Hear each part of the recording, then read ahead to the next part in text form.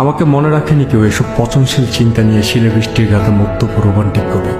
৭-৭০ বছর বয়সের ছোট্ট এই জীবনে একটা রাত তাহার সঙ্গী হতে চেয়েছে। আমি কখনো সমঝোতা করিনি কারো যশ খ্যাতি কিংবা নতজানু প্রথার কাছে। সমঝোতা করিনি আমার পাপের সাথে, যে পাপ আমাকে একদিন সুখী করেছিল। বাস স্টেশনের পাশে মরে পড়ে থাকা মানুষেরা বোধহয় চলে যাবার আগে জল চেয়েছিল খেতে কে জানে।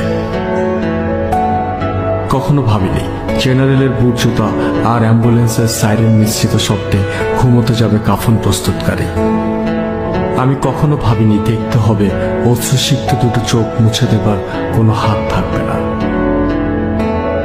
আইসিইউর বেডে চোখ বন্ধ হয়ে এলে বলা হয়নি কখনো এরকম একটা কথা, বলবার জন্য উদ্ভ্রান্ত হয়ে নিজেকে আবিষ্কার করা অক্সিজেন মাস্কের কারাগারে।